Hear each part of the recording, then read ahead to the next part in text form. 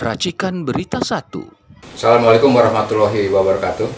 Ya, pemirsa sekalian, akhirnya kita berjumpa kembali ya, dengan bincang-bincang kami dengan Bapak Sayuti Asatri. Terima kasih Pak Sayuti.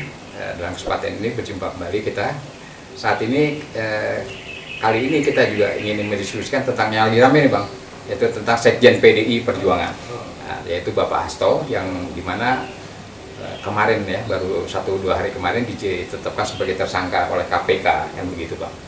Sama sebagai tersangka sehingga menimbulkan sangat kegaduhan, kita katakan begitu, terutama dari partai sendiri Bang, yaitu PDI Perjuangan. Sang ketua umum itu juga sebelumnya sempat mengancam juga, kalau sekjen kami ditak-atik atau dipersoalkan secara hukum, maka kami akan datangi KPK Bang. Itu seperti ancam begitu Bang. Nah ini dalam 1-2 hari ini kita belum lihat reaksi Megawati secara konkret seperti apa gitu Bang. Nah yang menarik adalah bahwa ternyata KPK tuh berani gitu, sebenarnya sekali menetapkan seorang Hasto dan kaitan dengan sampai saat ini Harun Masiku belum ketemu Bang. Ya, melarikan diri katanya begitu, belum ketemu, 4 tahun lebih sudah Bang ya, belum ketemu. Nah ini kira-kira dari persoalan ini pendapat Bang Sayuti apa nih Bang? Saya kira ya, saya usahakan saya tidak bisa masuk ke masalah-masalah detail partai politik, karena mereka punya urusan dalam, pertimbangan budaya mereka. Tapi yang saya lihat adalah, saya kira dalam pemerintahan baru ini KPK itu tidak boleh lagi bertindak misalnya atas dasar pilih kasih secara politik, pertimbangan politik. Setuju saya Bang, setuju. Nggak boleh, karena sekarang bisa terjadi pada tokoh ini, nanti besok-besok pada yang lain lagi. Pilihannya kan dikaitkan dengan politik. Jadi kita tidak membangun satu budaya hukum yang adil. Ya, hukum itu adil. Dia itu beyond partis, beyond kelompok-kelompok kepentingan. Nggak boleh. Nggak boleh. Dewi keadilan itu kan tertutup matanya. Tapi kalau kita lihat selama ini KPK itu hanya bekerja seperti satu instrumen politik untuk melakukan rekayasa, ini yang naik, ini yang turunkan, gitu-gitu. Jadi saya sesalkan juga lihat misalnya persoalan-persoalan seperti begini mestinya dari dulu diselesaikan. Kan peristiwa larinya itu kan sudah lama, tapi baru sekarang menjadikan jadi masalah yang kemudian dianggap. Sebenarnya wacana tentang Hasto ini sudah lama, tapi kenapa baru tiba-tiba sekarang dikaitkan dengan event politik, dikaitkan dengan irama politik, siapa yang mau tembak, siapa yang tidak. Nah, tetapi khusus untuk PDIP ini partai ideologi. Jadi dari dulu kita tahu bahwa mereka sangat tegar menghadapi rekayasa atau ancaman-ancaman politik seperti ini. Hanya saja mungkin ya, yang menarik adalah ada prospek ke depan di mana PDIP ini bisa saja bergabung dengan Gerindra, bisa dengan Prabowo. Kenapa? Karena kalau PDI sebagai partai terbesar, ya, apapun juga dari mana juga suaranya, tapi yang kita tahu terbesar, itu bergabung dengan Gerindra, maka platform politik ke depan itu agak kuat. Kita tidak bicara misalnya setiap pemerintahan itu harus ada oposisi dan sebagainya. Kan kita demokrasinya kan bukan demokrasi seperti Barat itu yang ada oposisi dan sebagainya. Oposisi itu bisa juga dari internal, bisa juga mitra strategis yang kritis, bisa juga begitu, tidak selalu harus ada di luar dan dalam. Tapi kalau PDIP misalnya di dalam dan menjalankan tugasnya secara kritis kepada pemerintah, maka itu hasil lebih bagus buat rakyat. Dan akan menakutkan bagi mereka-mereka yang melakukan segala macam menyandra sistem politik kita untuk kepentingan. Bang, artinya dalam bentuk pemerintahan apapun dia ya, parlementer lah seperti kita ini, bahwa oposisi itu menjadi penting Bang. Dia harus ada sebenarnya oposisi itu. Nah, cuma menariknya Bang, yang menarik kenapa kok kelihatannya yang diincar dan sudah menjadi tersangka itu Sekjen PDI ya saat ini, kenapa justru yang digaung-gaungkan ya sudah lama Bang ya, mungkin sudah 4-5 bulan terakhir itu, yaitu misalnya Menko Kesehatan Hartarto, misalnya Zulkifli Hasan Menteri ya kan, juga Bahlil begitu, itu sangat kentara, sangat ketat sekali kira-kira pelanggaran hukum yang dilakukan pada era Jokowi dulu Bang. Tapi justru mereka-mereka ini tampaknya karena dirangkul oleh Presiden Prabowo sehingga terlupakan nih Bang kelihatannya Bang. Karena masalah kalau misalnya ada masalah pelanggaran hukum, kalau pelanggaran hukum dilakukan oleh orang pribadi itu memang gampang ditindak. Tapi kalau dikaitkan dengan kekuatan politik, mereka punya saham dalam sistem kekuasaan.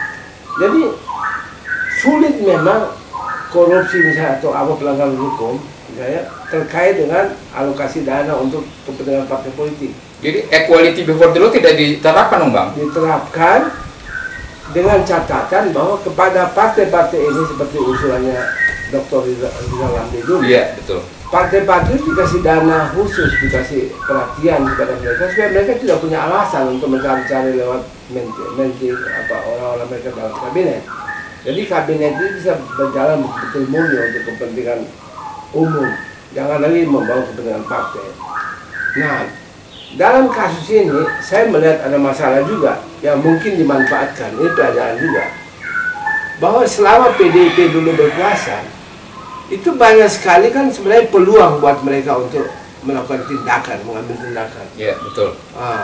Tapi nampaknya saya lihat PDIP ini diarahkan untuk pokoknya yang penting kesannya itu, yang penting menurut saya sih ingin membedakan dengan kelompok Islam. Walaupun di PDIP itu ada juga Baitul Muslimin yang ini, tapi kesan yang terbangun itu mereka ingin mengambil jarak untuk berhadapan dengan misalnya mengembangkan ide-ide materialisme dan komunis dan sebagainya, sehingga hubungannya dengan Islam ini agak sedikit renggang. Ya, sementara di dunia luar itu pemisahan seperti ini udah nggak ada lagi. Karena bagaimana Anda bisa mau menolak lagi Pancasila yang mengatakan ketuhanan yang Maha Esa? Iya, ini kan kelihatan menyorot sekali Bang, tebang pilih tadi ya, equality before the law itu tidak diterapkan dengan murni dan konsekuen. Sebagaimana kita ketahui bahwa Hartarto Bang ya, Menteri Hartarto itu sudah diperiksa Bang. Pemeriksaan awal itu sudah dilakukan pada waktu era Jokowi sekalipun. Ya sudah dipanggil oleh Kejaksaan Agung kan Bang, begitu Bang ya, diperiksa sekian jam gitu kan, begitu. Kan sudah ada, harusnya kan kalau ada indikasi seperti itu jangan lagi ditutupi. Tapi tidak semua yang diperiksa berarti bersalah. Betul ya, tapi indikasi seperti itu yang mengarah ke arah sana tuh gencar sekali Bang, keras sekali gitu, deras sekali gitu. Zulkifli Hasan, Bahlil ya, itu kita mesti dengarkan juga argumen mereka. Gitu lah. Betul. Nggak bisa dari awal sebelum ada putusan kita nggak boleh. Iya. Betul. Cuma yang saya lihat adalah sayang ketika PDIP berkuasa, kenapa mereka tidak manfaatkan kekuasaan itu untuk betul-betul jangan matiin mic, jangan ini, jadi tunjukkan bagaimana memberi makna kepada kekuasaan yang mereka dapatkan. Nah, apa yang terjadi sekarang itu hanya karena mereka pada waktu itu terlalu dibutakan oleh argumen-argumen materialisme itu hebat, kapitalisme itu hebat. Jadi sekarang mereka ternyata tidak membangun legasi Bung Karno. Sepertinya sekarang baru menyadari, baru menyadari. Waktu itu sudah berkali-kali. Walaupun agak terlambat ya, kan begitu. Jadi menurut saya kalaupun mereka mau jadi oposisi, jadi oposisi yang sejati Bang. Enggak, dan dulu mereka punya pengalaman jadi oposisi yang bagus. Misalnya pada waktu pemerintahan SBY kan mereka juga tidak jadi oposisi dan berhasil. Cuma sayangnya ketika waktu berkuasa, kenapa legasi dari Bung Karno tentang betul-betul mencintai rakyat miskin, orang kecil, itu tanpa pandang bulu agamanya apapun juga mereka tidak laksanakan. Seperti dihianati dong Bang? Seperti dihianati nilai-nilai kejuangan semua terjadi, PDIP itu. Iya, semua terjadi pada waktu PDIP berkuasa, walaupun yang berkuasa bukan langsung PDIP tapi melalui Jokowi. Tapi pada waktu itu mereka berkuasa, kok bisa undang-undang seperti misalnya Omnibus Law yang kemudian dibatalkan? Itu kan jadi pada waktu mereka. Kok bisa EKN yang melanggar apa namanya janji kepada rakyat, tidak diperjanjikan di depan rakyat pada waktu pilpres, tahu-tahu dibikin, itu kan berkhianat sebenarnya. Kenapa itu bisa lolos? Dan mereka diam. Dan pajak 21% juga pada ikut Bang, 11% ikut juga Bang. Iya, jadi ya memang PDIP berada dalam satu posisi sulit ketika mau membela kader dan sebagainya. Ada masalah-masalah masa lalu di mana mestinya legasinya Bung Karno itu betul-betul membangun. Ya, saya nggak bela misalnya Nasakol, tidak. Tapi katakan NASA SOS, nasionalis, agama dan sosialis. Ya kan? Kalau mereka teguh di jalan itu, nggak ada masalah. Mereka langsung jadi partai yang luar biasa. Iya. Iya. Betul. Jadi ada yang salah karena mungkin ya kesan saya sekolah-sekolah politik itu hanya membicarakan simbol-simbol. Bagaimana mainkan gimmick-gimmick. Ya. Sebenarnya saya di pihak sana, tapi seolah-olah saya di sini. Jadi ini yang dipertontonkan di rakyat terus. Jadi terbangun hubungan-hubungan yang tidak otentik. Ya, akhirnya ujung-ujungnya hanya untuk menipu pandangan rakyat. Ujung-ujungnya rakyat juga rugikan, Bang. Oke. Tapi tidak nampak di situ bagaimana komitmen yang otentik. Itu nggak nampak. Karena sini seolah-olah ya, sini tipu menipu gimmick itu yang dimainkan. Kebiasaan. Jadi padahal kalau kita dengar pidato Bung Karno itu bukan gimmick, memang betul-betul dia mencintai Indonesia yang merdeka, yang jaya, yang harum hati nurani dia seorang pemimpin Bang ya, kepada rakyatnya, pembelaan kepada rakyatnya. Itu yang tidak disampaikan pada waktu mereka berkuasa gitu. Ya. Gitu.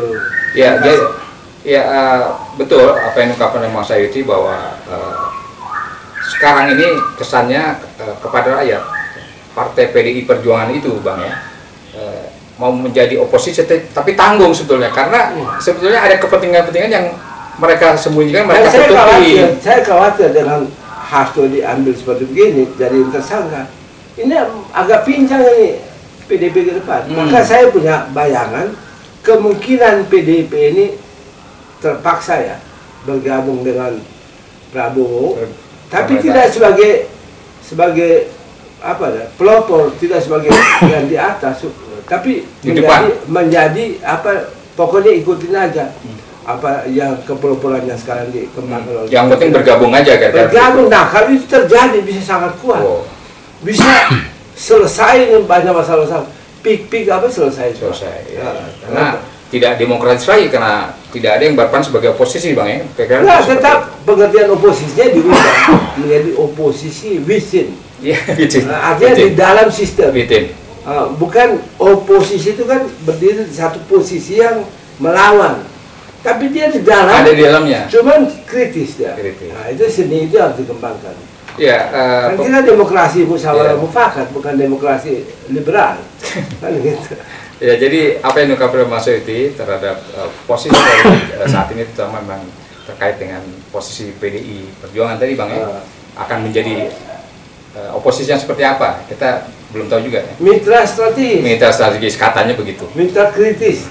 Mitra kritis. Nah, kita tidak tahu, kita mudah-mudahan betul-betul artinya menjadi oposisi yang. Tapi yang kita lihat juga begini, Pak.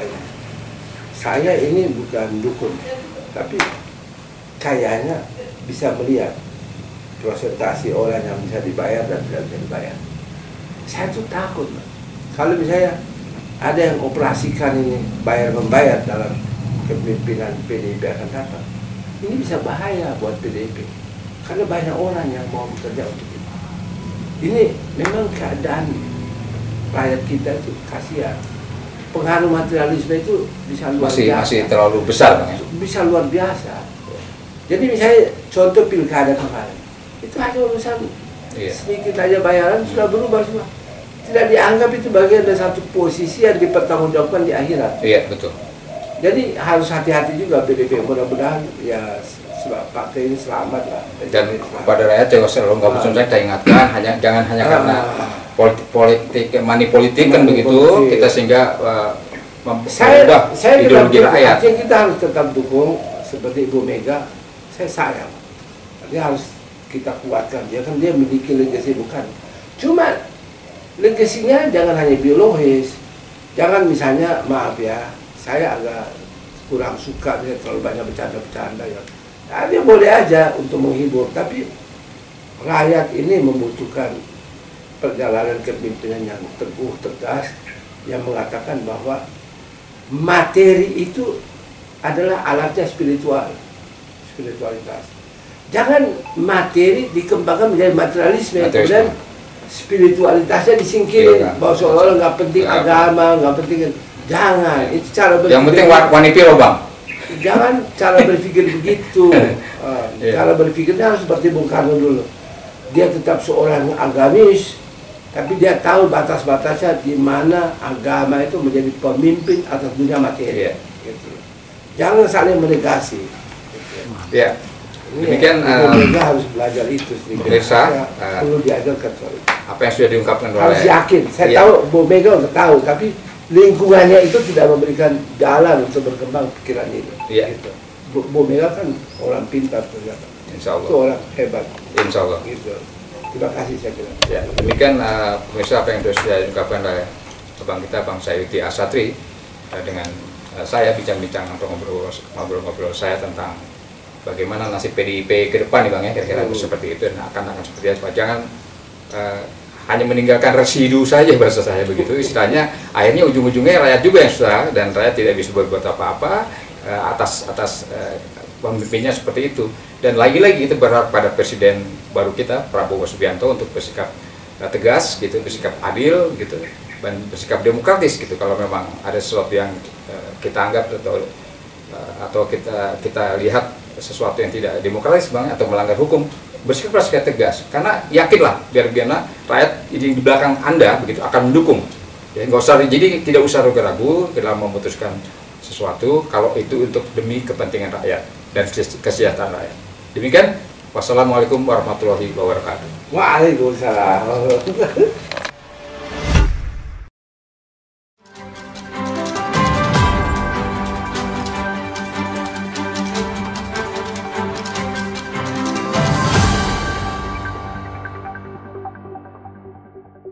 Racikan Berita 1